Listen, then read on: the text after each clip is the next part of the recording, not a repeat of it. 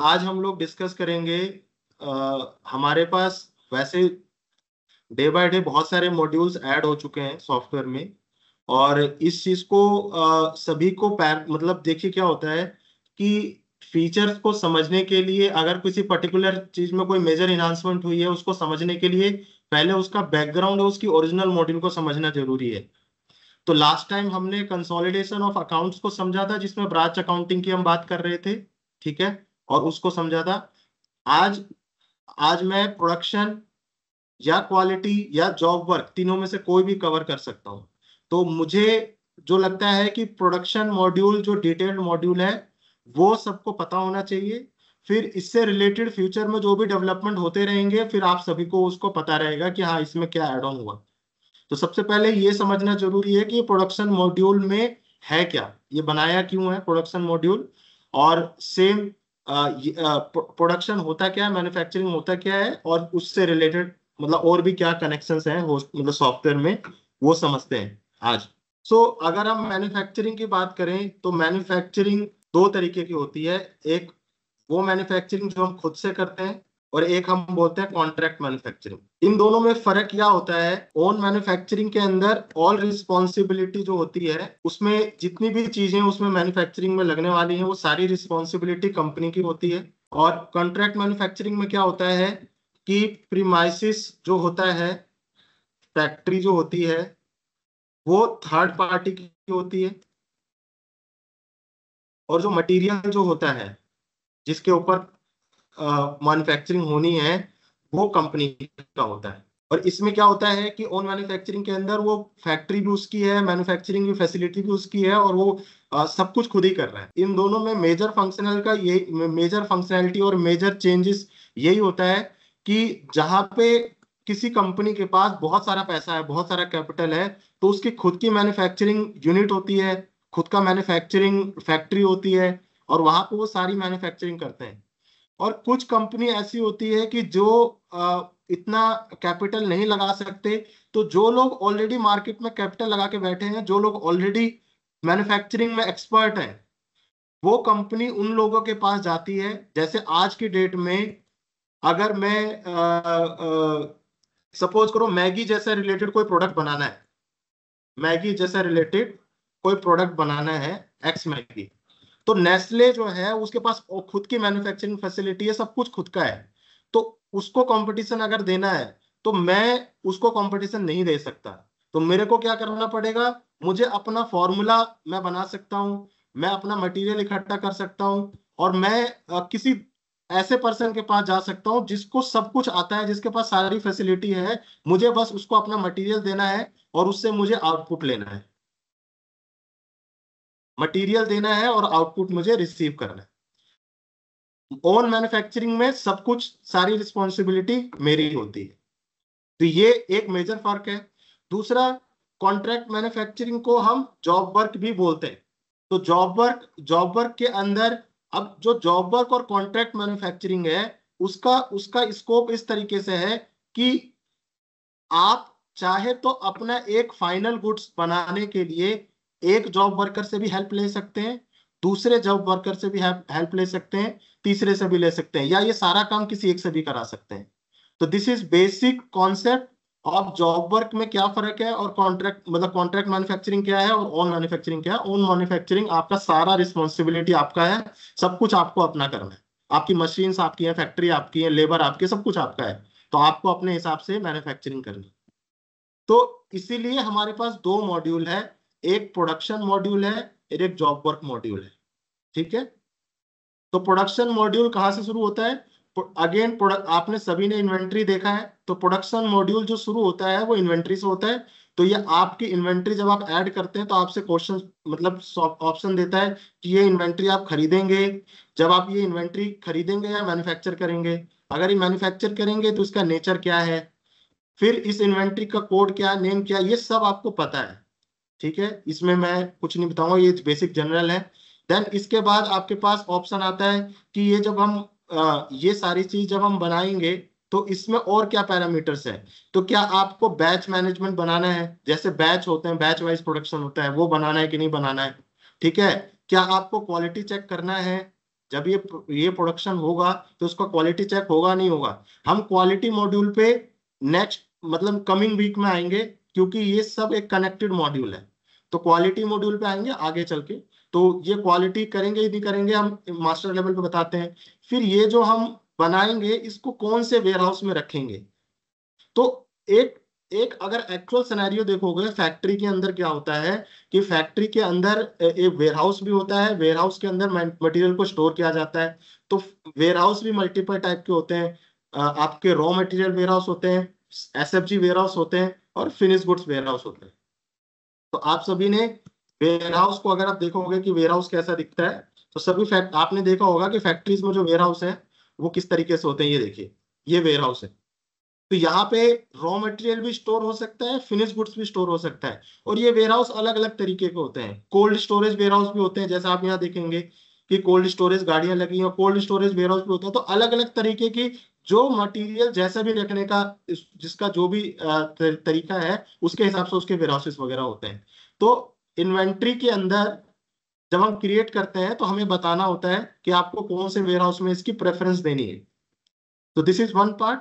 इसके बाद आप सेम चीज मल्टीपल चीजें फिर इसके अंदर बताते हैं, क्या टैक्स सेटिंग होगा, परचेज में जीएल क्या होगा, परचेज का जीएसटी क्या होगा, सेल्स में क्या होगा, अकाउंटिंग में आपका जीएल अकाउंट क्या होगा, वो सारी चीज आप इसमें करते हैं।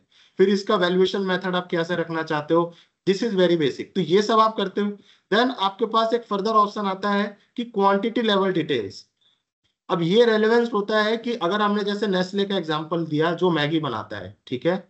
तो मैगी जब वो बनाता है तो उसकी बहुत सारी, सपोज इंडिया के अंदर उसकी यूनिट है, तो वो एक या दो जगह मैन्युफैक्चरिंग करता होगा, लेकिन स्टोरेज मल्टीपल जगह पे करता होगा। वो बेस्ड ऑन, जैसे मान के चलिए नॉर्थ में मैगी ज्यादा खाई जाती है, तो नॉर्थ के अंदर मैगी का स्टोरेज ज्यादा होगा। वहां पे मिनिमम लेवल, मैक्सिमम लेवल, ये जितनी भी चीजें होती हैं, ये बेसिकली अलग होगी। और अगर यही चीज अगर हम ईस्ट में बोले, वहां पे सपोज मैगी नहीं खाते, तो वहां पे स्टोरेज कम रखा होगा। तो क्वांटिटी लेवल डिटेल्स क्या होती है, वो हमें इंफॉर्मेशन ये देता है कि आपको वो जो मटेरियल जो आप बना रहे हो, चाहे वो आपका रॉ मटेरियल है चाहे वो फिनिश गुड्स है, आपको अपने पास स्टॉक में कितना मेंटेन करता है। ये बिल्कुल सिमिलर है कि जब हम एक महीने का घर में राशन लेके आते हैं तो हमें एक मिनिमम लेवल मेंटेन करना होता है। अगर हमारा राशन उससे नीचे जाता है, हम राशन दोबारा से फिल कर लेते हैं। तो ये कंपनी में भी ऐसा ही होता है, चाहे वो रॉ मटेरियल हो, फिनिश गुड्स हो या सेमी फिनिश गुड्स हो। ठीक है। और फिर कुछ नेगेटिव स्टॉक हमें करना है, मैनेज नहीं करना है। और ये लीड टाइम होता है। तो ये लीड टाइम का फंक्शनैलिटी आगे फ्यूचर में आएगा, वो बताएंगे। लीड टाइम बेसिकली क्या है कि एक मटेरियल को खरीदने में आपको कितना दिन लगता है। ये आगे चल के वेंडर वाइज भी होगा। तो अभी हम देख रहे हैं कि स्टैंडर्ड बता रहे हैं कि एक मटेरियल अगर मैं खरीदूं तो मुझे 10 दिन लगता है, तो उसकी मुझे 10 दिन से पहले से प्लानिंग करनी पड़ेगी। मुझे उस मटेरियल को बनाने में 4 दिन लगता है, तो अगर मेरे पास आज ऑर्डर आता है तो मैं उसको 4 दिन बाद ही डिलीवर कर पाऊँ। ठीक है। तो उसको डिस्पैच करने में, मान लो बना लिया, लेकिन उसको डिस्पैच तक पहुंचाने में, वेयर हाउस तक पहुंचाने में मुझे 2 दिन लगते हैं। तो ये बहुत ही रेलेवेंट होता है कि जब फ्यूचर में आपके पास ऑर्डर आएगा तो आप उसको कैसे बताओगे कि हम आपको डिलीवर कब कर पाएंगे। यहाँ जो होस्ट बुक्स है वो एक कॉम्प्रिहेंसिव ईआरपी है, जिसके अंदर धीरे धीरे डेवलपमेंट हो रही है। और ये जो ईआरपी है, ये आपकी जो भी बड़े प्लेयर्स हैं मार्केट में, वो उसको कॉम्पीट कर रही है। ठीक है। और वहां पे हम उसको पोजीशन कर रहे हैं कि हमें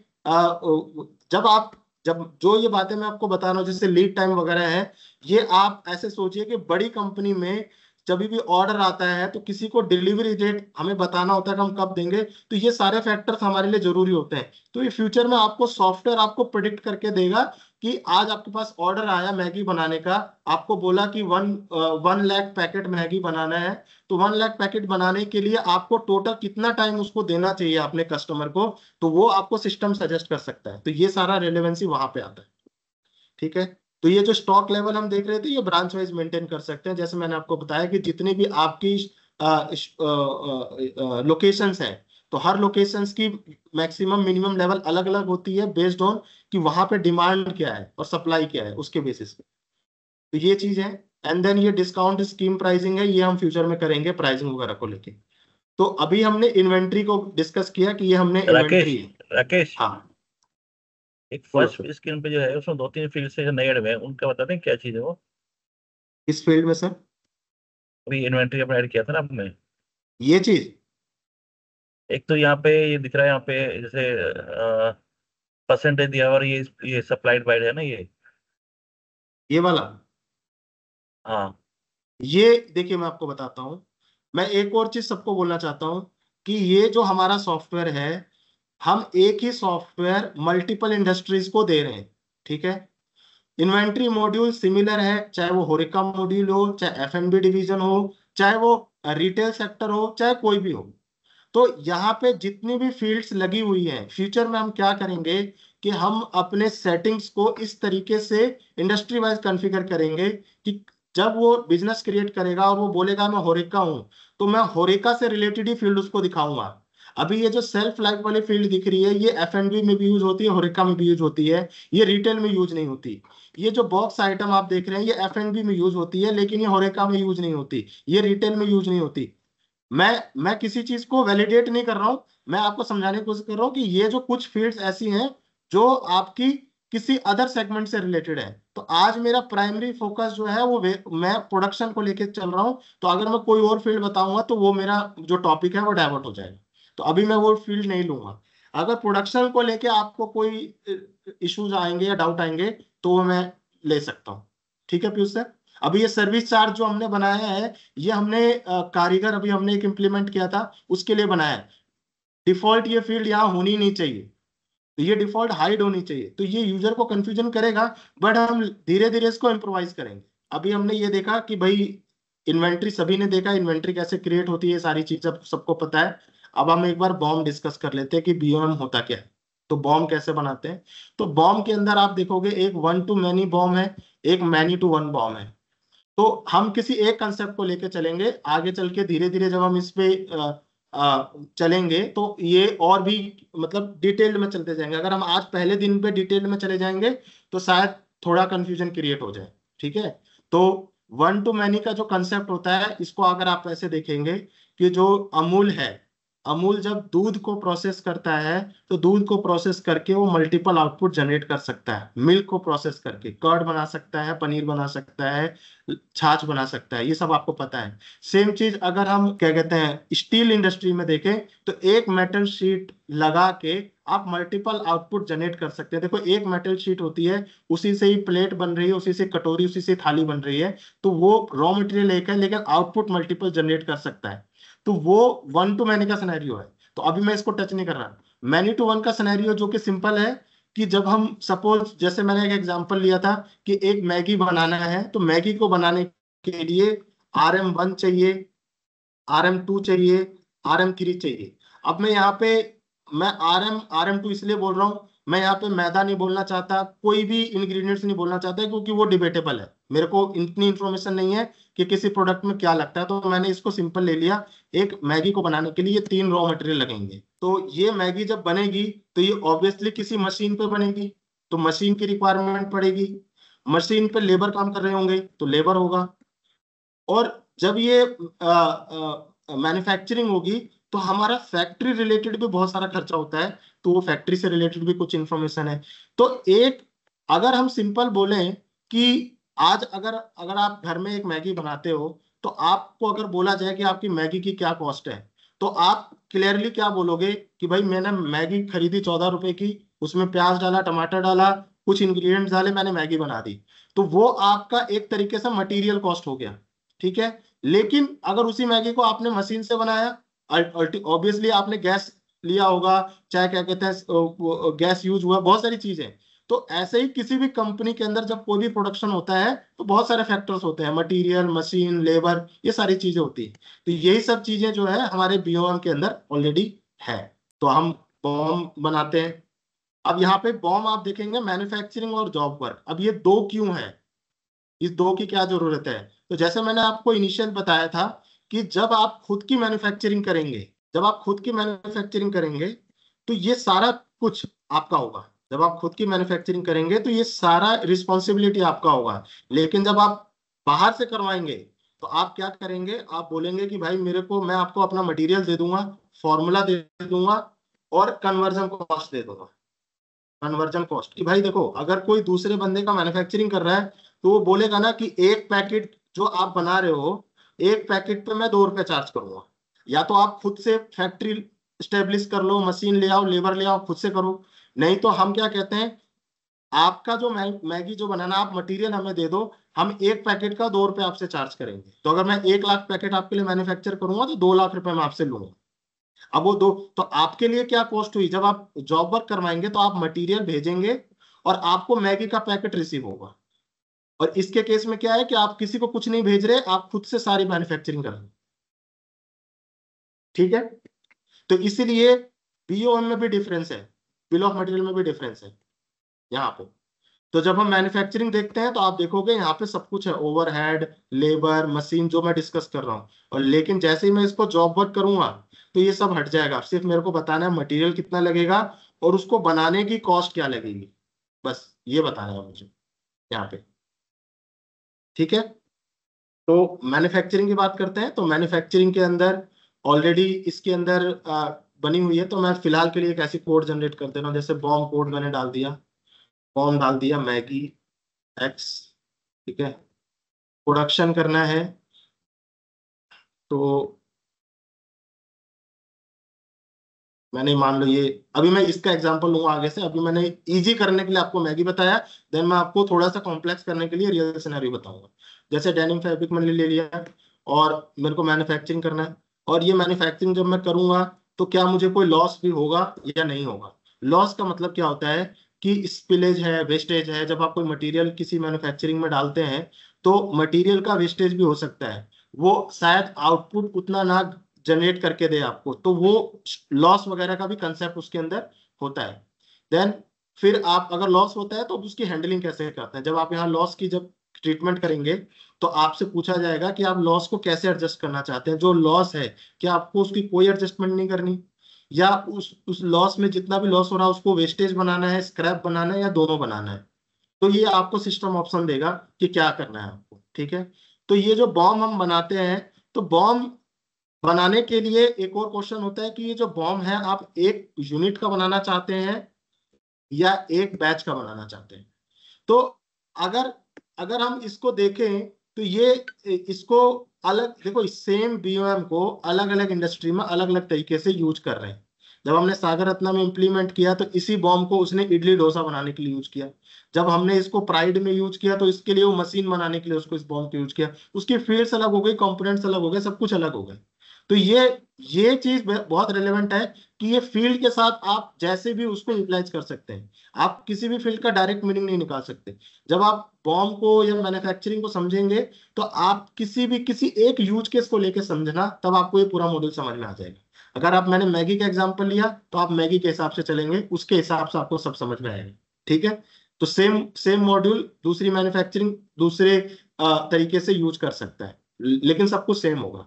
तो यहाँ जो बैच है, बैच का मतलब क्या होता है, कई बार क्या होता है कि जब हम आउटपुट को जनरेट करते हैं तो हम कभी भी ना आउटपुट एक क्वांटिटी का जनरेट नहीं करते। और जैसे अगर हम बात करें, जैसे इडली डोसा के एक एग्जांपल लें, एक जब इडली की प्लेट लोगे तो आपको 2 इडली मिलती है।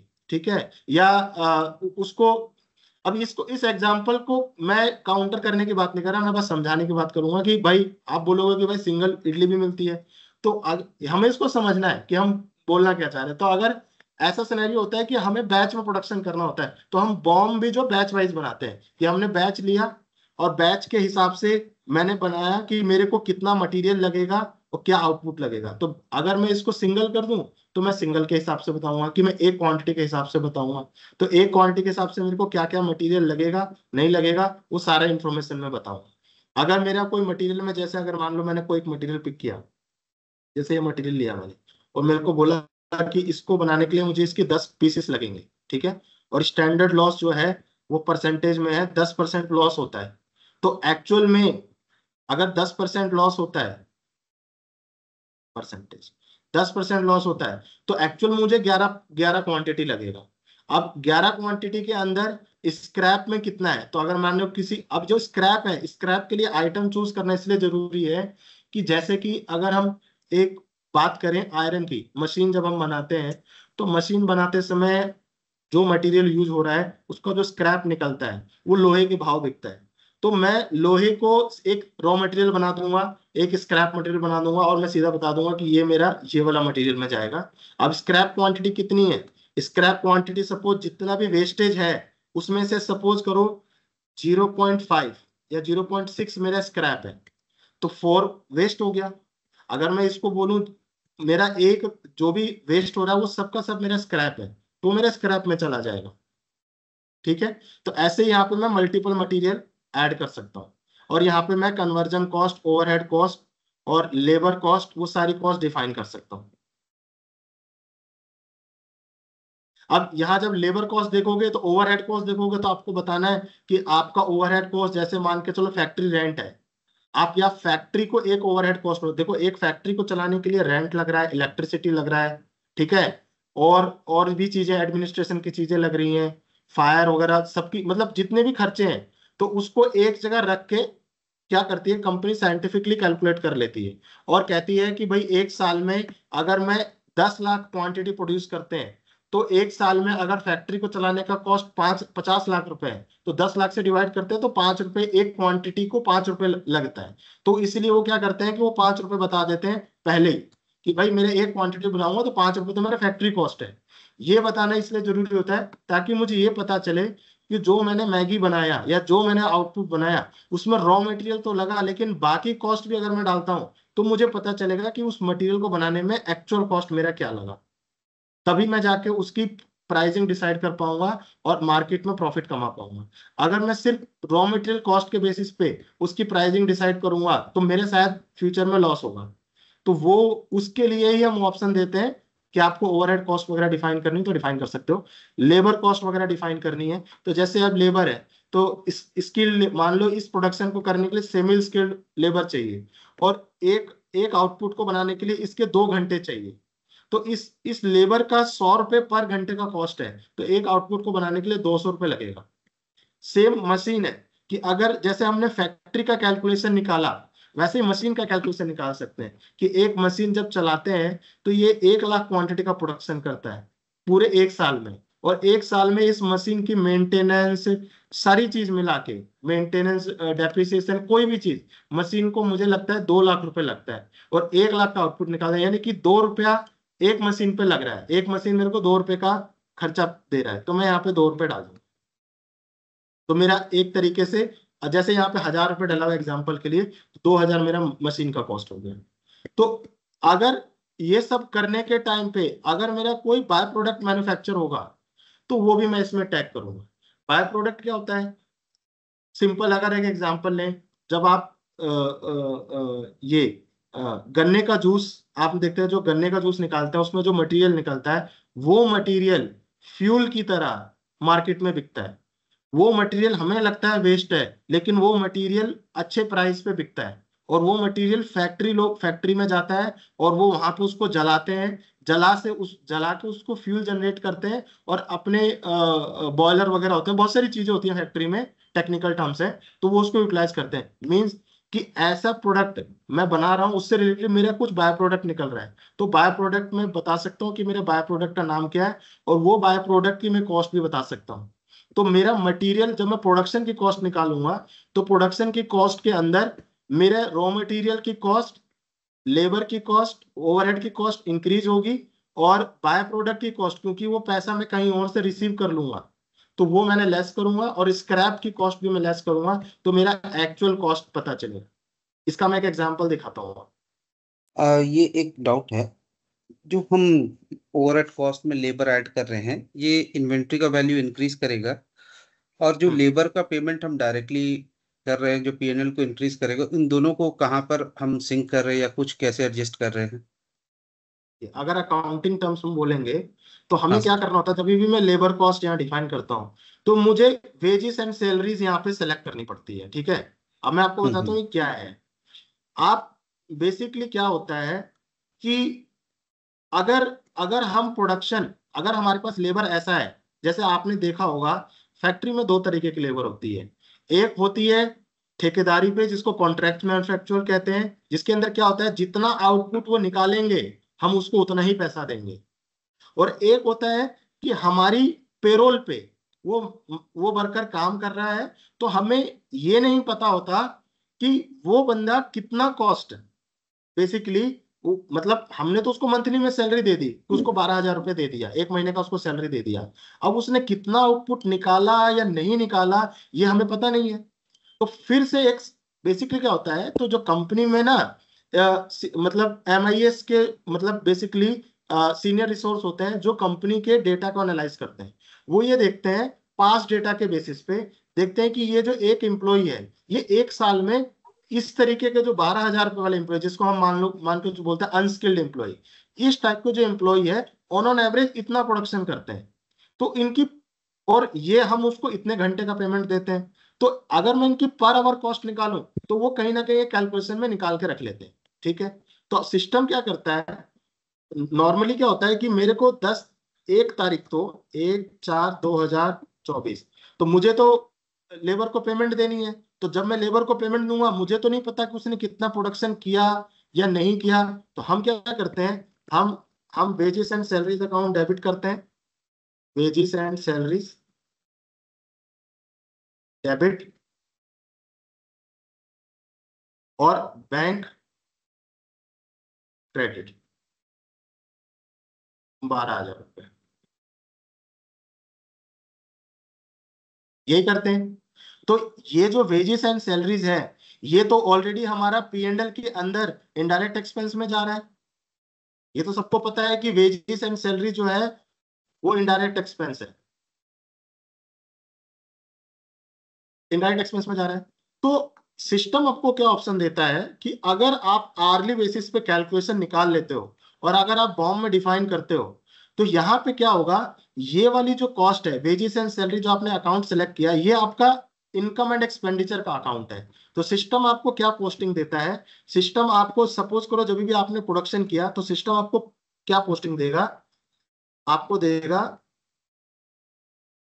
Overhead, direct wages. अब अलग अलग टर्म मार्केट में अकाउंटिंग में अलग अलग वर्ड बोलते हैं। डायरेक्ट वेजेस बोलते हैं कि जब हमारे जो P&L जो होता है उसमें एक ग्रॉस प्रॉफिट निकलता है, एक नेट प्रॉफिट निकलता है। जो ग्रॉस प्रॉफिट निकलता है वो कैसे निकलता है, रेवेन्यू माइनस डायरेक्ट कॉस्ट। और अभी अगर हमने यहां तक देखें तो ये हमारा इनडायरेक्ट कॉस्ट में पड़ा है, तो अभी तक हमें ग्रॉस प्रॉफिट का एक्चुअल विजुअलाइजेशन नहीं है। तो सिस्टम आपको ऑप्शन देता है कि जब आप ये वेजेस एंड सैलरीज अकाउंट यहाँ सेलेक्ट कर लेंगे और जब आप यहाँ पे आएंगे तो अगर आपने मान के चलिए यहाँ पे 200 रुपया एक मैन्युफैक्चरिंग को करने में 200 रुपया आवर्स के बेसिस पे आया, तो ये क्या करेगा, ये डेबिट करेगा और ये अकाउंट क्रेडिट करेगा 200 रुपये से, और ये डायरेक्ट एक्सपेंस में मूव हो जाएगा। तो यहां क्या हुआ, आपने देखा कि अभी तक इस पोजीशन तक, मतलब अगर हम इस पोजीशन तक देखें, ऊपर तक देखें, तो अभी तक मेरा इनडायरेक्ट एक्सपेंस में 12,000 पड़ा है, डायरेक्ट एक्सपेंस में कुछ भी नहीं आया है। तो मेरा जो ग्रॉस प्रॉफिट है एक तरीके से गलत पिक्चर दिखा रहा है। अगर हम ये एंट्री उसकी पोस्ट कराते हैं तो सिस्टम फिर क्या करेगा, ये 200 रुपये डायरेक्ट एक्सपेंस में लेके चला जाएगा, तो ग्रॉस प्रॉफिट 200 रुपये से कम हो जाएगा। तब सिस्टम आपको सही पिक्चर दिखाएगा कि हाँ आपने सही में आपने ग्रॉस यानी कि जो आइटम की जो कॉस्ट है ये 200 रुपये आपके क्लोजिंग स्टॉक में ऐड हो जाएगा और आपका ये 200 रुपये जो है डायरेक्ट वेजेस में चला जाएगा। तब आपको वो सही पिक्चर दिखाएगा सिस्टम। और ये जो आपका इनडायरेक्ट एक्सपेंस है ये आपका 200 रुपये कम हो जाएगा, अब आपका वो 11,800 दिखाएगा। और ये ओवरहेड वेजेस का लेजर बनाना नहीं पड़ेगा, वो डायरेक्टली बना हुआ ये रहेगा। सिस्टम ऑटो जनरेट करेगा, ये लेजर सिस्टम खुद ही बनाता है, आपको बस ये डिफाइन करना होता है। ठीक है। और ये जो बाई प्रोडक्ट बनाते हैं, जो हम बॉम्ब में बाई प्रोडक्ट का क्वांटिटी डिफाइन करते हैं, क्या उसको एक्चुअल जब प्रोडक्शन हो रहा है उसको ऑल्टर कर सकते हैं लेटरली, अपार्ट फ्रॉम बॉम्ब में जितना है, लेकिन बाई प्रोडक्ट ऊंचा नीचा हो सकता है? तो उसको क्या कर सकते हैं आगे, अभी हम ऑप्शन देंगे प्रोडक्शन जर्नल में कि जो बाय प्रोडक्ट निकल रहा है आप उसको एडिटेबल दें वहां पे। ठीक है, तो हमने जो हमने नए प्रोसेस के लिए हेमकांत के लिए जो डेवलपमेंट में BRD दिया है उसमें इस चीज को ध्यान में रखा है कि हमने क्या किया है कि आप जैसे देखेंगे कि अभी तक क्या होता था, प्रोडक्शन जर्नल आपका SFG इसका प्रोडक्शन जर्नल बन जाता था, लेकिन जो स्क्रैप बना और जो बाय प्रोडक्ट बना उसकी कॉस्टिंग, उसकी इफेक्ट इन बुक्स में सही नहीं आती थी। तो हमने इसको आगे प्रपोज किया है कि जब ये प्रोडक्शन होगा और अगर कुछ भी स्क्रैप या बाय प्रोडक्ट है तो वो ऑटोमेटिकली इन्वेंट्री एडजस्टमेंट के थ्रू उसको इंक्रीज कर दे, जो भी वैल्यू उसने प्रोडक्शन जनरल में डाली है उसके बेसिस पे वो इंक्रीज हो जाएगी।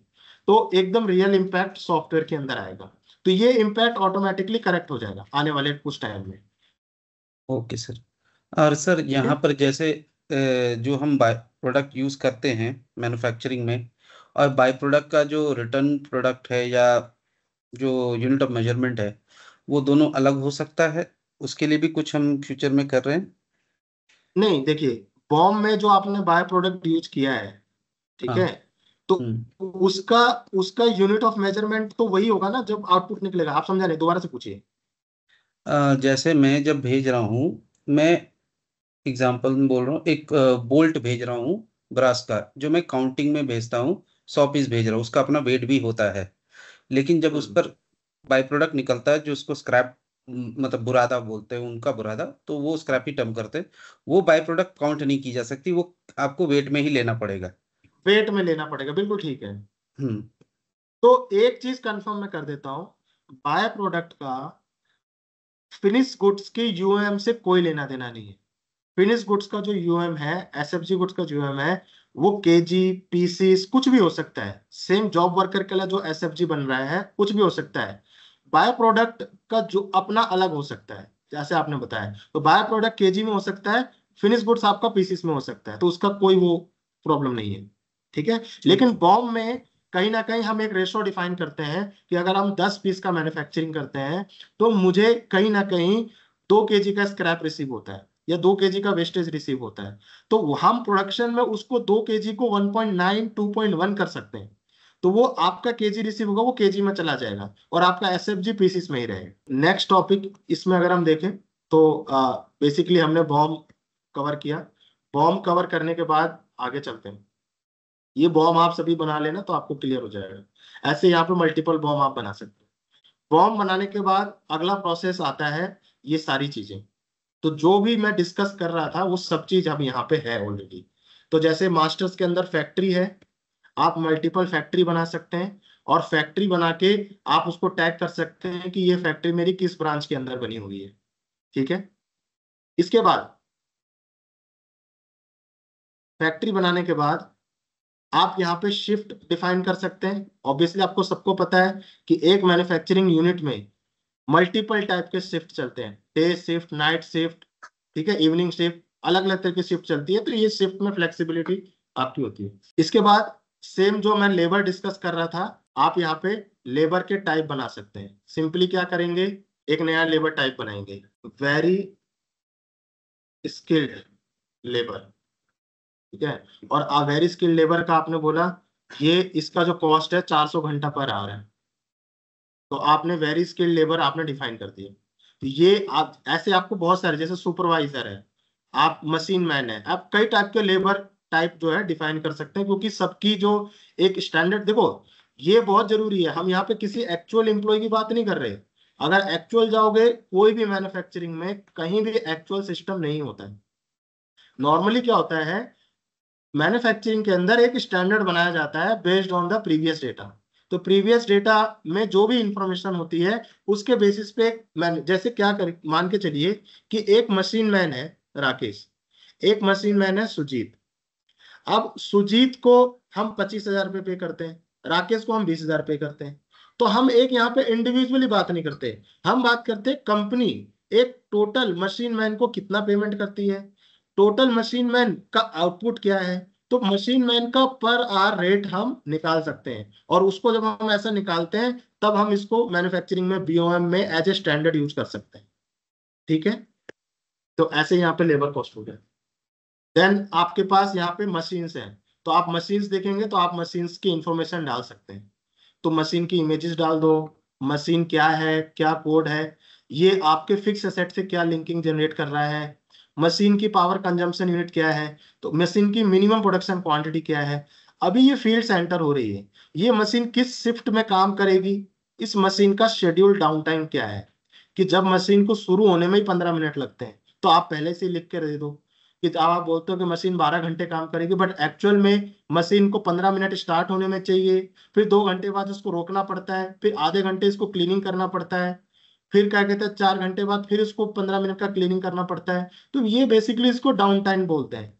तो ये कैप्चर करके एक मशीन का इफेक्टिव आवर क्रिएट किया जा सकता है। ये आगे चल के फ्यूचर में यूटिलाइज होता है, कंपनी उसको यूटिलाइज करती है कि 12 घंटे मेरा मशीन चलता है, बट एक्चुअल में उसकी 10 घंटे ही इफेक्टिव होता है। जैसे अभी हम लोगों की 9 घंटे की शिफ्ट है, हम लोग लंच करते हैं, टी ब्रेक लेते हैं, बट अल्टीमेटली हमारा जो इफेक्टिव आवर्स है वो अलग है।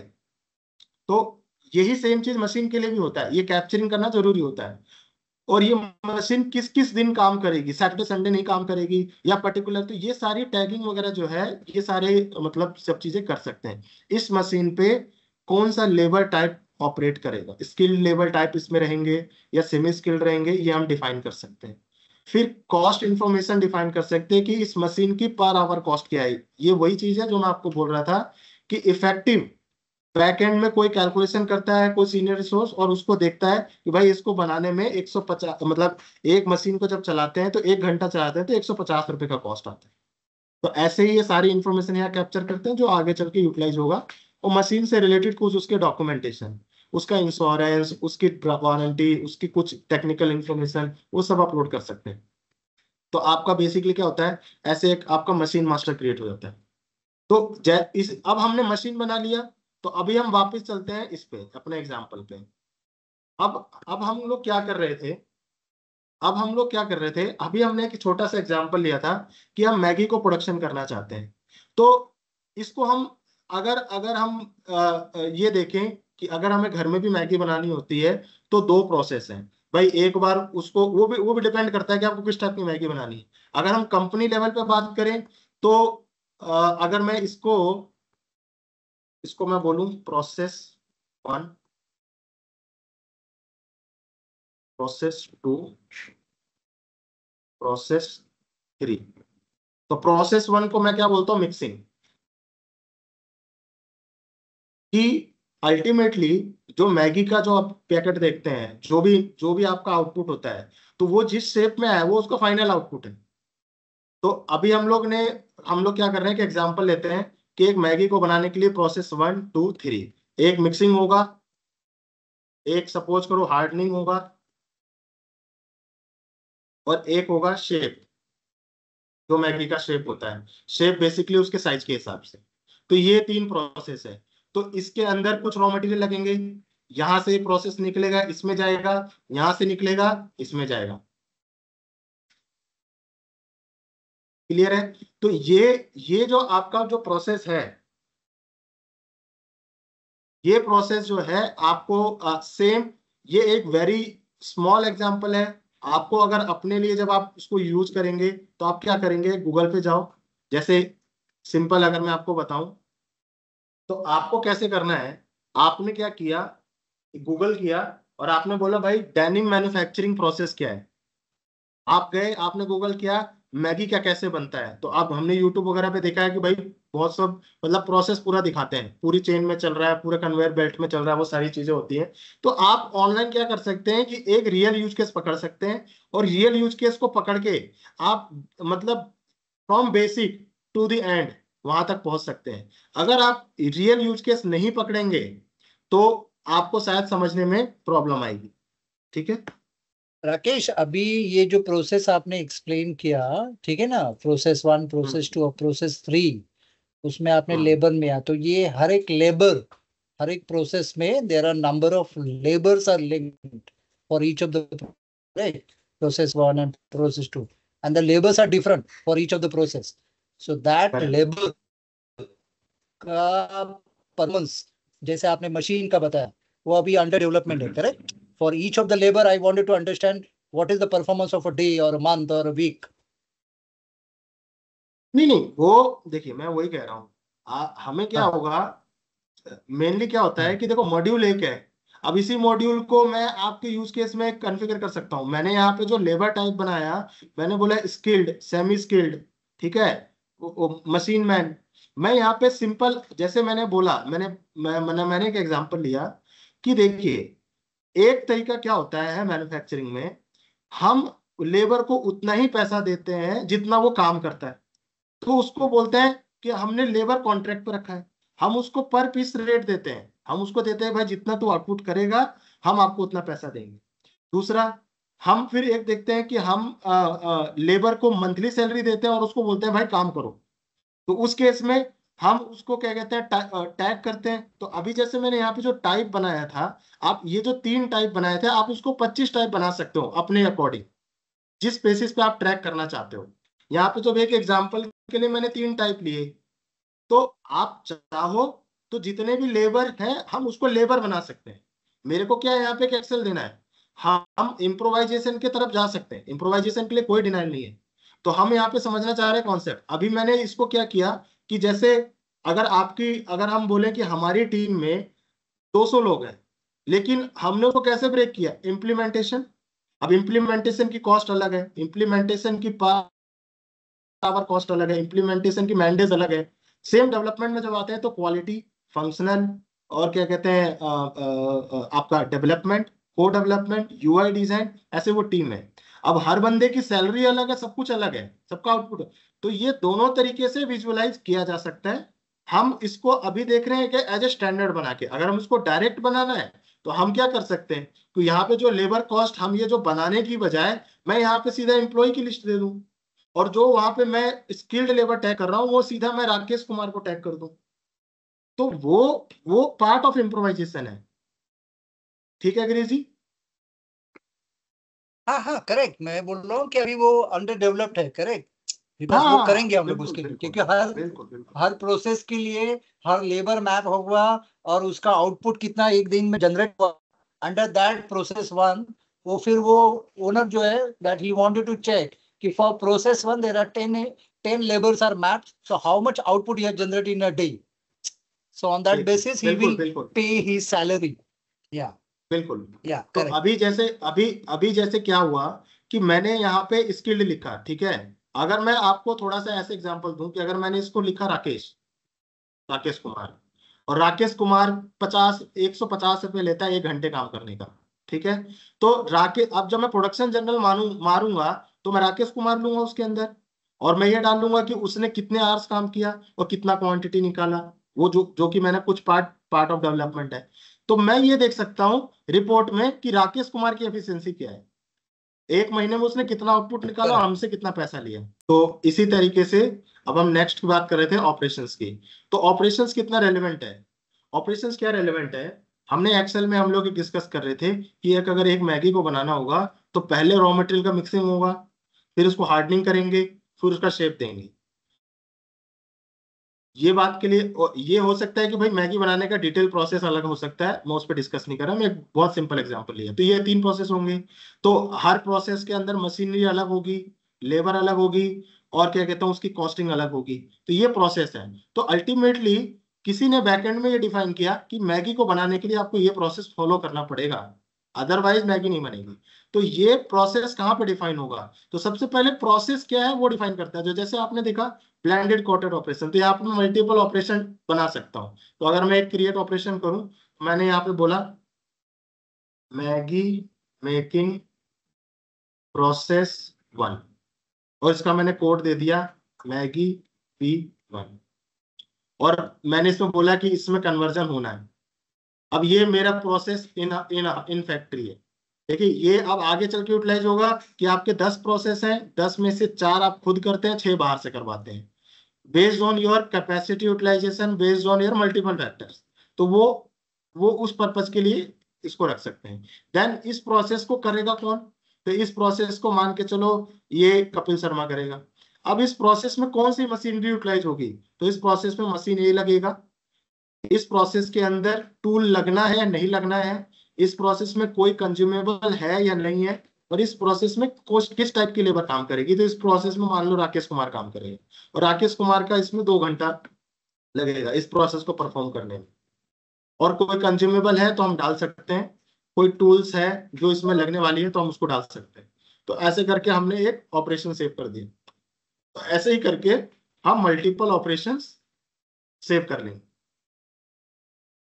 प्रोसेस 1 बनाया, प्रोसेस 2, प्रोसेस 3, प्रोसेस 4, ऐसे बहुत सारे बना सकते। अब ये बनाने के बाद क्या है, ये बनाने के बाद आपने ऑपरेशन बना लिया, ऐसे टूल्स बना लिया। तो टूल्स ही जब पार्ट ऑफ मशीन की, मशीन में टूल्स लगता है या सेपरेट बोल सकते हैं, तो हमने टूल्स बना लिया। अब यहां से फिर सारी चीजें शुरू होती हैं, प्रोसेस कार्ड। तो प्रोसेस कार्ड क्या है, एक सिंपल ऑलरेडी एक्टिव है, मतलब मेरे पास बना हुआ है, तो मैं वो बता देता हूँ। प्रोसेस कार्ड कुछ नहीं है, डिफाइनिंग प्रोसेस। प्रोसेस कार्ड क्या है, डिफाइनिंग प्रोसेस, कि भाई to to make RM to SFG और FG, कि ये बनेगा कैसे। तो इसको बनाने का प्रोसेस, उसको प्रोसेस बोलते हैं, डिफाइनिंग प्रोसेस। तो प्रोसेस कार्ड हो गया, और प्रोसेस कार्ड के अंदर एक ऑलरेडी क्रिएटेड है, तो आप इसको मैं एग्जांपल बता देता हूँ। ये प्रोसेस इस दिन को बनाया, इस दिन से एप्लीकेबल है, मैन्युफैक्चरिंग का प्रोसेस है, जॉब वर्क का नहीं है। जॉब वर्क का प्रोसेस भी आप डाल सकते हो। सिलेक्ट फैब्रिक, किस फैब्रिक को, मतलब किस आइटम का प्रोडक्शन कर रहा है, मैंने मैगी सिलेक्ट किया। कोई आउटपुट टाइम मुझे रिकॉर्ड करना है नहीं करना, ये मेरा, जैसे मैंने आपको बताया कि अगर मैं चाहूं तो बता सकता हूं कि प्रोसेस 1 करने में 8 घंटे लगते हैं, 8 घंटे के बाद प्रोसेस 2 करने में 4 घंटे लगते हैं, और प्रोसेस 3 करने में 5 घंटे लगते हैं। तो मेरे को टोटल अगर प्रोडक्शन करना हो तो मेरे को टोटल कितने आवर्स लगेंगे, वो इतने आवर्स लगेंगे, 17 आवर्स लगेंगे।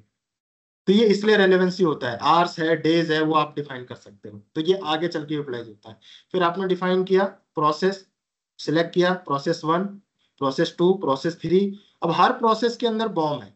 तो जैसे मैंने आपको एग्जांपल दिया था कि मिक्सिंग के अंदर बॉम अलग होगा, बॉम 1, इसके अंदर रॉ मटेरियल से SFG बनेगा, इसमें क्या होगा, बॉम 2, इसके अंदर हार्डनिंग हो रहा है तो यहाँ पे SFG से SFG 1 बनेगा,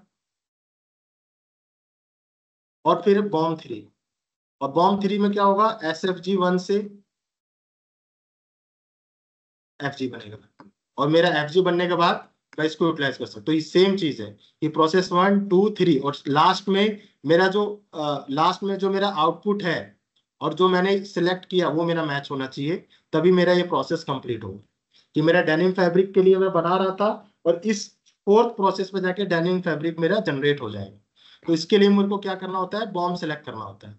तो बॉम्ब का कैसे प्रोसेस होता है वो हमने देख लिया, और मैंने बॉम्ब सेलेक्ट कर लिया, ये मैंने प्रोसेस कार्ड यहाँ पे बना दिया, सेम मेरा प्रोसेस कार्ड बन गया। अब एक बार प्रोसेस कार्ड बन गया, बस अब कुछ नहीं है, अब सीधा प्रोसेस बन गया, तो अब प्रोसेस का काम शुरू करना है। तो प्रोसेस का काम शुरू करना है, यहाँ तक किसी को कोई डाउट है? क्लियर है सर, अभी तक ओके है।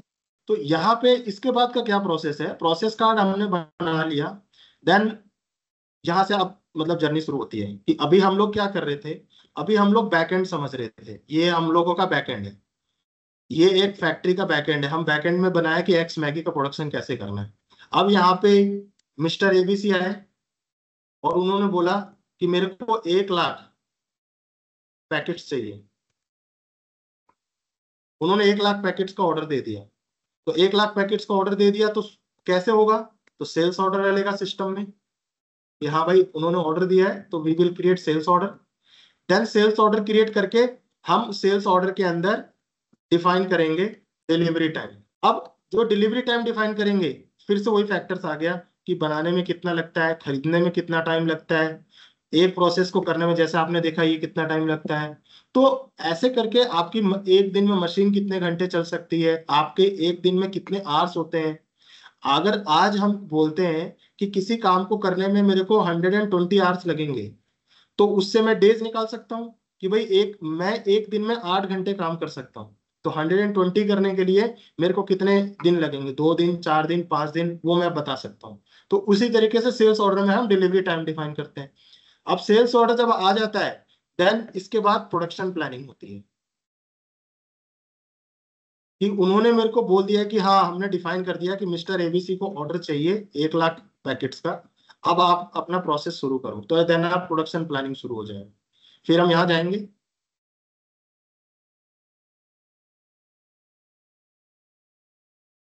प्रोडक्शन प्लान में जाएंगे और एक प्रोडक्शन प्लान बनाएंगे। तो प्रोडक्शन प्लान बनाएंगे तो हम सिलेक्ट करेंगे कौन सी ब्रांच है हमारी, क्या कैटेगरी है, प्लान नंबर क्या है, कब से शुरू करेंगे, कब फिनिश करेंगे, सेल्स ऑर्डर को टैग कर सकते हैं। मैन्युफैक्चरिंग करना चाह रहे हैं डेनिम फैब्रिक का, बॉम सेलेक्ट कर लिया और हमने बताया कि हमें 1 लाख पैकेट चाहिए। जब हमने बोला 1 लाख पैकेट चाहिए तो सिस्टम ने सब कुछ एस्टिमेट कर लिया कि मटेरियल का कॉस्ट कितना होगा, लेबर का कॉस्ट कितना होगा, मशीन का क्या होगा, फैक्ट्री का क्या होगा, और टोटल कॉस्ट ऑफ प्रोडक्शन आपको 2,21,15,790 इतना लगेगा। तो इतना कैपिटल आपके पास होना चाहिए। देन अगेन ईआरपी का यहाँ पे रोल आता है। फिर वो हम नेक्स्ट प्रोसेस में आगे चल के फ्यूचर में देखेंगे कि हाँ आपने ये बताया कि जब ये आया तो इस सिस्टम अब इसको कैसे हेल्प करेगा मटेरियल प्लानिंग करने में। तो raw material planning, MRP, material resource planning खुद में अपने आप में एक बहुत बड़ा टॉपिक है। तो वो वहां यहाँ से उसका लिंक जनरेट होता है कि हाँ अब हमें पता चलेगा कि हमारे पास ऑर्डर आ गया, 1 महीने में हमें डिलीवर करना है, अब फटाफट से प्लानिंग शुरू करो। सेम चीज अभी हम अपनी इम्प्लीमेंटेशन में करते हैं। सेम चीज एबीसी क्लाइंट होता है, वो बोलता है कि हमें ईआरपी चाहिए, मैन्युफैक्चरिंग चाहिए, एसएफए चाहिए, उसने सेल्स ऑर्डर दिया। अब हम अपनी प्लानिंग शुरू करते हैं, अपनी प्लानिंग में डेवलपमेंट प्लानिंग करते हैं, देन उसकी इम्प्लीमेंटेशन प्लानिंग करते हैं। सेम हर चीज, सारे फैक्टर सब कुछ सेम है, कहीं भी कुछ भी डमी नहीं है, सब कुछ सिमिलर चल रहा है, चाहे वो मैन्युफैक्चरिंग में हो कहीं भी हो, पूरे रियल यूज केस में सब कुछ कनेक्टेड है। तो हमें बस हमें ये सोचना होता है कि हम उसको कनेक्ट कैसे करें, किस तरीके से सोचें, तब वो कनेक्शन बनेगा। तो अभी हमारे पास आया प्रोडक्शन प्लानिंग। तो सिंपल हमने क्या किया, एक प्रोडक्शन प्लानिंग बनाया, सेव कर ली। प्रोडक्शन प्लानिंग बनाने के बाद नेक्स्ट आता है कि आप प्रोडक्शन प्लानिंग के बेसिस पे रिक्वायरमेंट जनरेट करो कि आपको क्या रिक्वायरमेंट चाहिए। तो आप सिंपल जाएंगे एमआरपी रिपोर्ट में, आप सिलेक्ट करेंगे, आपको सिलेक्ट करना है तो कर सकते हैं। मैंने प्रोडक्शन प्लान लिया, डेट एंड डेट लिया। मेरा ये दिखाने का पर्पज ये था, बेसिकली मैं क्या समझाना चाह रहा था कि आपने प्रोडक्शन प्लान बनाया और बेस्ड ऑन प्रोडक्शन प्लान अब आपने क्या किया, एक फिल्टर लगाया और आपने देखा कि मेरे को कितना प्रोडक्शन करना है और कितना प्रिक्योरमेंट करना है। अब ये जो प्रिक्योरमेंट है, अब आपकी स्टोरी यहाँ से शुरू हो जाती है परचेज की। तो जो आपने परचेज मॉड्यूल में किया है अभी तक, ये यहाँ से आपका परचेज का काम शुरू हो जाता है कि अल्टीमेटली आपको ये जो डिलीवर करना है 1 लाख पैकेट, इसके लिए इतना सारा मटेरियल खरीदना पड़ेगा। ये सारा इन्फॉर्मेशन बता रहा है कि आपके पास इतना पड़ा है, मिनिमम ऑर्डर इतना होना चाहिए, इतना आपको रिक्वायर्ड होगा। देन आप यहाँ से पीओ क्रिएट कर लीजिए। पीओ के बाद ये आपका परचेज का पूरा साइकिल है कि पीओ बनेगा, आरएफक्यू होगा, इंडेंट, जीआरएन, वो सारी चीज परचेज से रिलेटेड सब कुछ। This is very standard purchase से रिलेटेड। तो वो सब हमने किया। अब हम क्या करना चाह रहे हैं, अब हमने क्या किया, ये सारा मटेरियल हमारे पास आ गया और अब हमने इस मटेरियल को क्या किया, मटेरियल आने के बाद, मटेरियल जब आया होगा, परचेज किया होगा तो मेन स्टोर में आया होगा। देन उसके बाद मटेरियल का मूवमेंट होगा। आपने देखा होगा जब भी मटेरियल आता है, प्रोडक्शन फ्लोर पे मटेरियल को नहीं रखा जाता है। मटेरियल जो आता है वो स्टोरेज में जाता है, गोडाउन में जाता है, और गोडाउन से कोई भी बंदा, जो गोडाउन का जो केयर टेकर होता है, वो उस मटेरियल को इशू करता है प्रोडक्शन फ्लोर पे। ठीक है, तो उसके लिए हमने ये ऑलरेडी कॉन्सेप्ट बनाया हुआ है, मटेरियल ट्रांसफर नोट और मटेरियल रिसीट नोट। तो मटेरियल ट्रांसफर नोट में हम क्या करते हैं, सिंपली ये मॉड्यूल का पर्पज ही यही है कि एक मटेरियल को मेन स्टोर से ट्रांसफर करके किसी दूसरे सब स्टोर में ट्रांसफर करना। तो आपको इशूइंग वेरा सिलेक्ट करना पड़ता है, मेन स्टोर से लिया और डिपार्टमेंट लिया, प्रोडक्शन, मान लो प्रोडक्शन डिपार्टमेंट को दिया और आपने क्या क्या मटेरियल उसको देना है आप दे दें। तो इसमें बहुत सारी चीजें, सेम एमआरएन के अंदर भी ऐसा ही होता है, जो हमने एमआरएन में किया हुआ है काम, कि एमआरएन में प्रोडक्शन डिपार्टमेंट का पर्सन होता है, वो क्या करता है, अपना प्रोडक्शन ऑर्डर नंबर सेलेक्ट करता है और अपनी इंफॉर्मेशन के बेसिस पे बोलता है कि भाई मुझे इतना मटेरियल चाहिए। अब ये प्रोडक्शन ऑर्डर कहाँ से आया, ये यहाँ से है कि जब प्रोडक्शन प्लानिंग डिफाइन हो जाती है तो फिर जो प्रोडक्शन मैनेजर है उसको हम एक प्रोडक्शन ऑर्डर इशू करते हैं, प्रोडक्शन ऑर्डर। और प्रोडक्शन ऑर्डर इशू करने के बाद देन वो प्रोसेस वाइज मैन्युफैक्चरिंग शुरू करता है, प्रोसेस वाइज मैन्युफैक्चरिंग शुरू करता है और उसकी प्रोडक्शन एंट्री पोस्ट करता है। और जो प्रोडक्शन एंट्री पोस्ट होती है उससे हमारा प्रोडक्शन। अब इसमें मैंने कहीं भी क्वालिटी की बात नहीं करी। जब हम क्वालिटी मॉड्यूल डिस्कस करेंगे तो मैं इसके लिंकेज जनरेट करूंगा। ऑब्वियसली जब हम खरीदेंगे मटेरियल अच्छी क्वालिटी का होना चाहिए तो हम वहाँ क्वालिटी चेक करेंगे। जब हम प्रोसेस वाइज बनाएंगे तो हम इस प्रोसेस पे भी क्वालिटी चेक करेंगे। इस प्रोसेस पे भी क्वालिटी चेक करेंगे, इस पे भी करेंगे, जहां भी रिक्वायर्ड है, और तभी हमारा क्वालिटी प्रोडक्ट निकल के आएगा। हम ये नहीं कहेंगे कि हम सीधा FG3 पे ही, हम सीधा लास्ट प्रोसेस पे ही क्वालिटी करेंगे। क्वालिटी हमें जहां भी रिक्वायर्ड है, जो भी जो भी हम मैन्युफैक्चर करना चाह रहे हैं, उसकी जो भी मतलब रिक्वायरमेंट है, उसके बेसिस पे हम क्वालिटी उसका चेक करेंगे। सो वो क्वालिटी मॉड्यूल में कवर होगा अलग से। तो आपने यहाँ पे मटेरियल रिक्वेस्ट नोट बनाया, जब हमने किसी को बोला प्रोडक्शन ऑर्डर को, प्रोडक्शन मैनेजर सपोज करो मिस्टर आशीष, वो प्रोडक्शन मैनेजर है उस फैक्ट्री के, तो हमने उनको बोला कि आपको प्रोडक्शन करना है, और आपको हमारे पास 1 लाख का ऑर्डर आया था, 1 लाख पैकेट का। अब आपको हमने प्लान बना लिया 1 लाख पैकेट में, और 1 लाख पैकेट में से सपोज करो अभी 10,000 का आपको प्रोडक्शन करना है, मान लो हमें बैचेस में उसको डिलीवर करना है, तो हम आशीष को 10,000 का प्रोडक्शन ऑर्डर दे देंगे। अब आशीष क्या करेगा, 10,000 के प्रोडक्शन ऑर्डर के बेसिस पे MRN क्रिएट करेगा, मटेरियल रिक्वेस्ट करेगा, क्योंकि जब तक उसके पास मटेरियल नहीं होगा वो प्रोडक्शन नहीं कर सकता। और जब मटेरियल रिक्वेस्ट करेगा स्टोर डिपार्टमेंट को,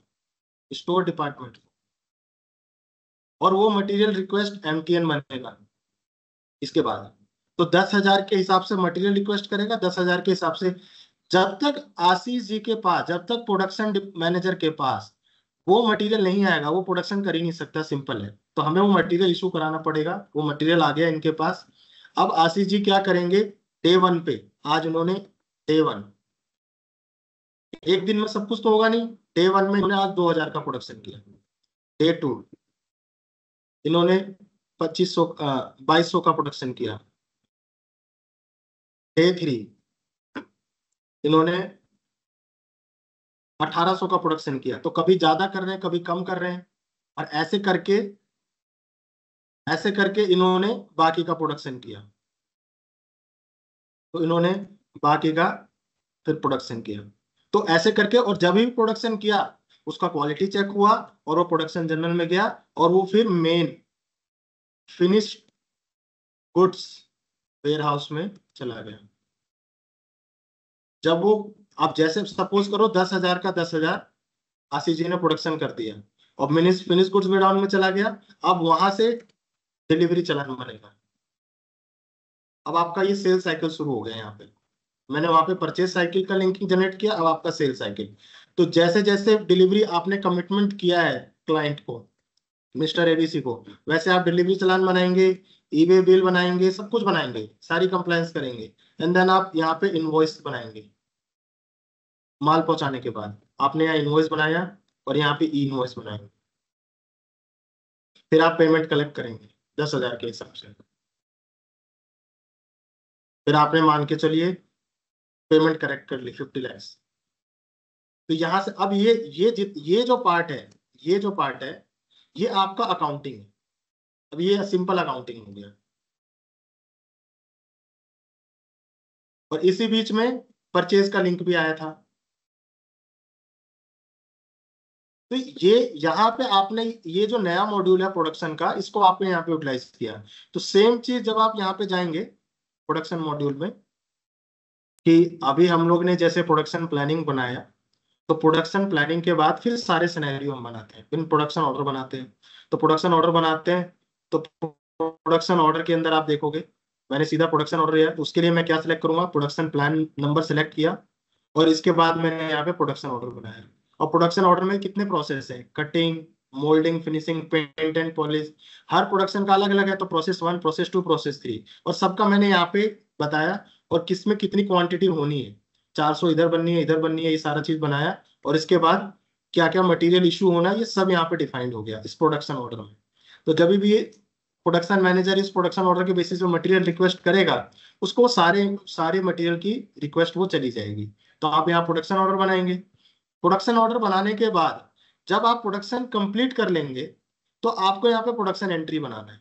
तो प्रोडक्शन एंट्री बनाने के लिए आप यहाँ जाएंगे, प्रोडक्शन एंट्री नंबर ले लिया, फैक्ट्री बताया कि मैं किस फैक्ट्री में काम कर रहा हूँ, प्रोडक्शन ऑर्डर सेलेक्ट किया आपने, और फिर आपने यहाँ पे प्रोसेस सिलेक्ट किया कि मैंने प्रोसेस 1 पे काम किया, नरेशन डाल दिया, प्रोसेस 1 पे काम किया, इस मशीन पे काम किया, और मैंने 400 क्वांटिटी का प्रोडक्शन कर लिया। तो ये वही चीज है जो मैं आपको यहाँ पे समझाना चाह रहा था कि जो यहाँ पे आशीष जी ने, प्रोडक्शन मैनेजर ने, जो ये डे वाइज प्रोडक्शन किया, अभी यहाँ पे मैंने एक एग्जांपल में सारे प्रोडक्शन बता दिए। ये सेम सिनेरियो आप सोचो कि ये ऐसे बन रहा है, हर प्रोसेस में ये प्रोडक्शन हो रहा है, इधर 2000 हुआ, नेक्स्ट प्रोसेस में चला गया, फिर नेक्स्ट प्रोसेस में गया, ऐसे यहाँ पे हुआ, नेक्स्ट प्रोसेस में गया। तो ऐसे at the end of the day सबकी प्रोडक्शन एंट्री बनी। जैसे मैं यहाँ पे ईआरपी में दिखा रहा हूँ, प्रोसेस 1 लिया, एंट्री किया किस मशीन में कितना टाइम लगा, कितना आवर्स थे, कितना मशीन की कॉस्ट है, ये सब आप कहीं ना कहीं प्रोडक्शन में देखा हुआ है आपने कि प्रोडक्शन में मशीन कॉस्ट वगैरह जो हम लोग इनिशियल डिस्कस कर रहे थे, ये सब वही है। जब आप इसको डालोगे तो आपको इसमें सारा चीज क्लियर हो जाएगा। आपका टूल्स, कंज्यूमेबल्स, लेबर, जो भी आपने लेबर की वर्किंग करी, जैसे आपने ये जो अभी ऑपरेशन में टैग किया था वो डाला, तो ये इसमें कुछ भी मतलब कोई भी क्या कहते हैं साइंस नहीं है, कुछ नहीं है। आपको सिंपल बताना है भाई 10 घंटे लगा, आलोक ने इस प्रोसेस को किया, 10 घंटे लगा, पर आवर कॉस्ट 15 रुपए की है, 150 रुपए लेबर कॉस्ट है।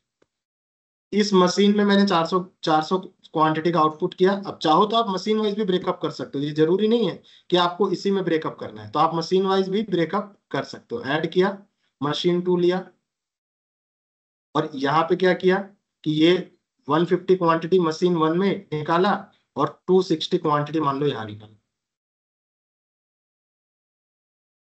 तो ये जो होता है बेसिकली, ये बहुत जरूरी है कि यहाँ पे जब आप तो 260, अब बेसिकली क्या होता है, आपकी एक ही तरीके का प्रोडक्शन करने के लिए मल्टीपल मशीन्स होती है, मशीन 1 2 3 4, और सभी मशीनों में एक साथ ऑपरेशन होता है। कभी भी एक मशीन के ऊपर आप डिपेंडेंट नहीं हो सकते। तो जैसे हमारे डिपार्टमेंट में एक ही काम को करने के लिए मल्टीपल लोग हैं, तो सेम कंपनी अपने तरीके अपने ऑर्डर्स को फुलफिल करने के लिए एक ही ऑपरेशन के लिए मल्टीपल मशीन हो सकते हैं, तो आप मशीन वाइज आउटपुट रिकॉर्ड कर सकते हैं। ये सेम चीज जो गिरीश जी अभी पूछ रहे थे, ये सेम चीज यहाँ पे हमने आउटपुट लगा दिया है, लेबर वाइज आउटपुट रिकॉर्ड कर सकते हैं। तो अब यहाँ जो 140 मशीन वाइज आ रहा है, अगर आप लेबर वाइज, जैसे आलोक ने 50 क्वांटिटी किया, राकेश ने 30 क्वांटिटी किया, तो ये सब आपका क्वांटिटी में यहाँ ऐड होता चला जाएगा। तो लेबर वाइज भी आप आउटपुट डाल पाओगे आगे, जब हम आगे फीचर डिस्कशन में जाएंगे तो हम और इसको देखेंगे। तो ये जो आपने किया, ये प्रोसेस किया, अब आप इसके बाद क्या हुआ, सीधा की सीधा आपने प्रोडक्शन जर्नल बना लिया।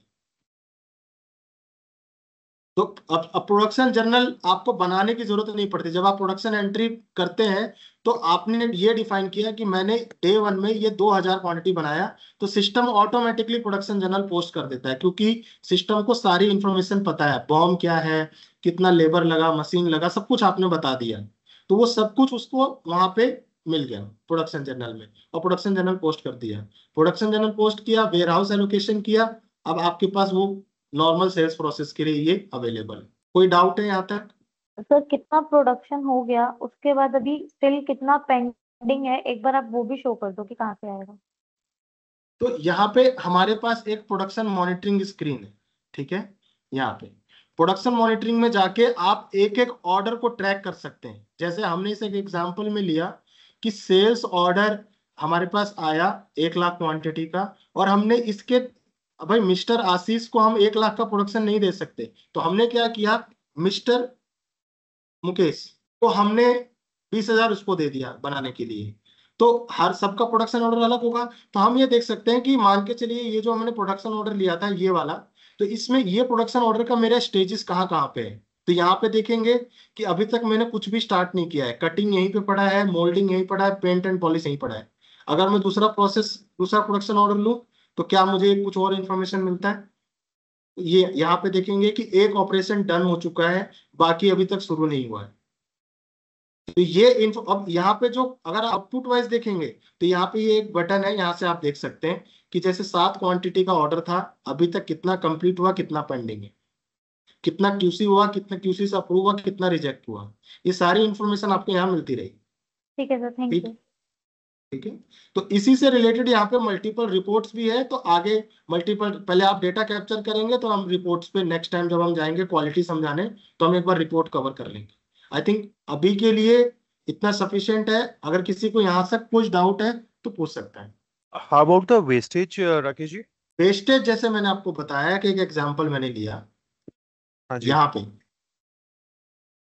यहाँ स्क्रैप हम एक वाला दिया था एग्जांपल आपने, ले हाँ रहे जी। थे कि 10 क्वांटिटी का लॉस हुआ, 8 का वेस्ट 8 का स्क्रैप हुआ, 2 का वेस्टेज हुआ। ठीक है, तो सिस्टम सिस्टम आपको क्या करने के लिए ऑप्शन दे रहा है कि अल्टीमेटली ये 8 क्वांटिटी, ये तो आयरन स्क्रैप आपका क्रिएट हो जाएगा। ये जो 2 क्वांटिटी है ये आपका वेस्टेज के अंदर कंजम्पशन जनरल पोस्ट हो जाएगा ऑटोमेटिकली। तो अल्टीमेटली जो कॉस्ट है आपकी, अगर मैं देखूं तो 102 रुपए 100 + 2, ये 102 क्वांटिटी की कॉस्ट आपकी फिनिश गुड्स में ऐड होगी और इसका वेस्टेज ऑटोमेटिकली पोस्ट हो जाएगा।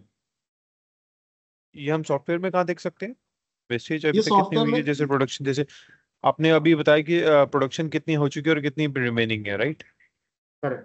जब भी मैन्युफैक्चरिंग जनरल पोस्ट होता है तो अगर मान के चले मैं वेस्ट एडजस्टमेंट करता हूँ, मैंने एक रीजन मास्टर का मैपिंग दिया। अभी हमने F&B के अंदर एक रीजन मास्टर का कॉन्सेप्ट लगाया है कि जब भी कोई वेस्ट होगा तो आपको एक रीजन बताना पड़ेगा और इससे रिलेटेड एक रिपोर्ट डेवलप हुआ है वेस्टेज। अभी मेरे को पता नहीं इसमें रिपोर्ट कहाँ है, देखना पड़ेगा, लेकिन वेस्टेज को लेकर रिपोर्ट डेवलप हुआ है। तो आप प्रोडक्शन ऑर्डर वाइज या वेस्टेज का जब रीजन सिलेक्ट करेंगे तो रीजन वाइज आपको रिपोर्ट मिल जाएगा कि किस किस दिन कितना कितना वेस्टेज हुआ है। अदरवाइज अगर आपको मटेरियल वाइज देखना है, मतलब आउटपुट वाइज देखना है, तो अभी हम लोग क्या है कि मैन्युफैक्चरिंग के अंदर अभी हम लोग ने रिपोर्ट बनाना शुरू किया है। तो काफी रिपोर्ट्स हमने बनाई है। वेस्टेज वाली रिपोर्ट अभी कोई रिपोर्ट मतलब मैन्युफैक्चरिंग में नहीं है। हम इसको रिपोर्ट को मैन्युफैक्चरिंग में बना सकते हैं कि किस प्रोडक्शन में कितना वेस्टेज हुआ। अभी के लिए अगर उसको देखना है तो हमें करना पड़ेगा, जर्नल में जाना पड़ेगा और उसके अंदर देखना पड़ेगा। प्रोडक्शन जनरल में जाना, अभी वो भी मेरे को पता नहीं इसमें है कि नहीं, इसमें दिखाना पड़ेगा। जैसे यहाँ पे आप देख रहे हैं कि स्टैंडर्ड क्वांटिटी इतना था, एक्चुअल क्वांटिटी इतना है, वेरिएंस इतना है। तो यहीं पे ही वेस्टेज का आपको एक ये रहा वेस्ट क्वांटिटी देख रहे हैं। क्योंकि क्या है कि हम लोग ने डाटा कैप्चर कर लिया, अब हमें कहीं सेपरेटली जाके स्क्रीन में एक देना है कि मैंने 1 महीने में कितना वेस्टेज किया, किस किस प्रोडक्शन ऑर्डर के अगेंस्ट में कितना वेस्टेज किया, तो वो निकाल सकते हैं। अगर मेरे को प्रोडक्शन वाइज और जनरल वाइज देखना है तो मैं जनरल वाइज जर्नल में जाके देख सकता हूँ। राकेश, प्रोसेस फ्लो बढ़िया था, ठीक है। Only thing we need to work on the MRP report, correct. जो फिल्टरेशन चाहिए ना, एमआरपी रिपोर्ट अभी जो दिख रहा है ना वो पूरा कंप्लीट इसका बता रहा है ना, specifically all inventories and all purchase order, correct. तो उसमें वो फिल्टरेशन अपने को चाहिए कि स्पेसिफिक सेल्स ऑर्डर का हमको देखना है वो सब। हाँ, वो that is what the requirement of the customer now. Correct. तो that can be a regular enhancement, उसको डाल सकते हैं कि अगर आप एक डेट रेंज के बेसिस पे 100 सेल्स ऑर्डर पकड़ के डेटा निकाल सकते हो तो आप सीधा सेल्स ऑर्डर का ड्रॉप डाउन दे दो उसको। हाँ, क्योंकि ये रिक्वायरमेंट जो है ना, वो जो भी जितने भी कस्टमर्स है मेजर, तो उनको वो चाहिए। बिकॉज सर देखिए, मैं आपको एक चीज बताता हूँ। हाँ, उसके लिए 100% हम उसमें कर सकते हैं। फॉर द टाइमिंग हम लोगों ने प्रोडक्शन प्लान को भी इसी तरीके से देखते हैं कि अगर मैंने प्रोडक्शन प्लान में एक सेल्स ऑर्डर लिंक कर दिया तो उस प्रोडक्शन प्लान से रिलेटेड मेरे को सारी इंफॉर्मेशन सिस्टम देता है कि आपको कितना मटेरियल का रिक्वायरमेंट होगा, कितना लेबर का रिक्वायरमेंट होगा। हम चाहे तो यहाँ भी वो मतलब ऐड कर सकते, सॉरी ये तो ऑलरेडी है ही, कि कितना मिनिमम लेवल है, कितना क्वांटिटी रिक्वायर्ड है। तो जो आपका क्वेश्चन है एमआरपी रिपोर्ट में कर सकते हैं। अगर हमें सीधा किसी पर्टिकुलर ऑर्डर की देखना है तो हम उसका एक सिंपल करना क्या होता है, एक प्लान बनाना है और उसका ऑर्डर देख सकते हैं, सब कुछ देख सकते हैं। अब यहाँ से पीओ वगैरह भी जनरेट हो जाए क्योंकि एमआरपी में वो फंक्शनलिटी है। तो अगर हम उसको यहाँ वहां देते हैं तो ज्यादा अच्छा होगा। यहाँ से ऑलरेडी देख पा रहे हैं, अगर यहाँ से भी जनरेट कर पाए पीओ तो भी अच्छा होगा। वहां पे गिरीश जी फ्लेक्सिबिलिटी ये रहेगा कि हम 2 से 3 ऑर्डर मैंने सिलेक्ट किया तो हम उसके बेसिस पे मर्ज करके देख सकते हैं। वहां पे मतलब परमुटेशन कॉम्बिनेशन ज्यादा लग सकते हैं। हाँ, क्योंकि वहां पे जो एमआरपी रिपोर्ट है ना, जो प्रोडक्शन प्लानिंग चलता है मैन्युफैक्चरिंग इंडस्ट्रीज का, वो पूरा बेस उसका एमआरपी रिपोर्ट है। वहां पे जितना हम फ्लेक्सिबिलिटी देंगे कि multiple sales order, single sales order, and based on what are the purchase is to be done, so वो planning, it is, you can call it as a complete, जो भी बड़े बड़े मैन्युफैक्चर प्लेयर है ना, वो उस एमआरपी रिपोर्ट पे डिपेंड है। तो हम जितना उसके ऊपर काम करेंगे ना तो उतना हमारा प्रोडक्ट और अच्छा बढ़िया बनेगा। बिल्कुल एग्री। क्योंकि ये एक कॉम्प्लेक्स मतलब एक कॉम्प्रिहेंसिव मॉड्यूल है, तो हम ये कर सकते हैं कि नेक्स्ट सेशन में या देखिए ये जो डिस्कशन हमने किया, हमारी फंक्शनल टीम और क्वालिटी टीम पार्टली बेसिस पे सबको सब कुछ पता है कि कहाँ पे कैसे होता है। अगर कोई फंसता है तो वो इंटरनली कोऑर्डिनेट करके टीम पे कनेक्ट करके कुछ इश्यूज को अपना देख सकता है और इसको सीख सकता है। और नेक्स्ट सेशन में हम अगर इसके कुछ कॉन्सेप्चुअल डाउट लेने हैं, जैसे कि अभी हम लोग एक एग्जांपल के थ्रू समझ रहे थे, अगर किसी को कोई डाउट रहेगा तो हम उसको भी कंसिडर कर सकते हैं। आगे चल के जब हम मैन्युफैक्चरिंग के अंदर फीचर डिस्कशन करेंगे तो मेरे को बेस बनाने की जरूरत नहीं पड़ेगी। यू ऑल नो कि what is manufacturing as of now available in host books. अब हमें उसके अंदर एनहांसमेंट या मेजर फंक्शनैलिटी समझनी है कि अब यहाँ पे सर आपने ये कर दिया, आप समझ में आए। एटलीस्ट बेस होना जरूरी है। तो इसलिए मैंने सबसे पहले मैन्युफैक्चरिंग मॉड्यूल का एक बेसिक डिस्कशन किया कि वो है क्या और क्यों बना है। अभी हमारे पास जॉब वर्क मॉड्यूल पूरा का पूरा पड़ा है, वो करेंगे। क्वालिटी मॉड्यूल पड़ा है, वो करेंगे। तो आपको पूरी विजिबिलिटी हो जाएगी एक मैन्युफैक्चरिंग साइड की। मेरा एक क्वेश्चन था कि जैसे अब हमारे F&B वाले क्लाइंट्स हैं, एग्जांपल जैसे तुमने मैगी का लिया, हमारे एग्जांपल में होता है काजू कतली बनती है, तो उसका सेम प्रोसेस है, सब कुछ हो गया।